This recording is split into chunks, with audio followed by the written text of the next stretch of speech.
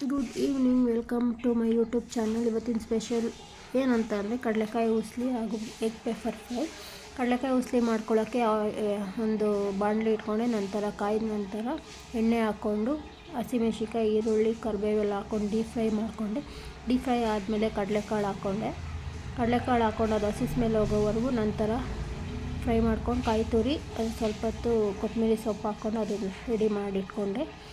Next ಈಗ ನಾವು egg pepper fry ಮಾಡೋಕ್ಕೆ ಒಂದು ಕಡಾಯಿ ಇಟ್ಕೊಂಡೆ, ಅದು 2 ಟೇಬಲ್ ಸ್ಪೂನು ಆಯಿಲ್ ಹಾಕ್ಕೊಂಡೆ. ಅದು ಕಾಯಿದ್ಮೇಲೆ ಆನಿಯನ್ನು ಹಾಕ್ಕೊಂಡು ಡೀಪ್ ಫ್ರೈ ಮಾಡಿಕೊಂಡೆ. ನಂತರ ಕರಿ ಲೀವ್ಸು, ಶುಂಠಿ ಬೆಳ್ಳುಳ್ಳಿ ಪೇಸ್ಟು, ಉಪ್ಪು, tomato, chilli powder, garam masala, ಜೀರಾ ಪೌಡರ್, ಪೆಪ್ಪರ್ ಪೌಡರ್ ಎಲ್ಲ ಹಾಕ್ಕೊಂಡು ಫ್ರೈ ಮಾಡಿಕೊಂಡೆ.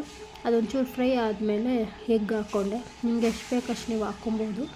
ಎಗ್ ಹಾಕ್ಕೊಂಡು ಅದೆಲ್ಲ ಡೀಪ್ ಫ್ರೈ ಆದಮೇಲೆ ಅದು ಬೆಂದಮೇಲೆ ರೆಡಿ ಮಾಡಿಕೊಂಡೆ. Thank you for watching.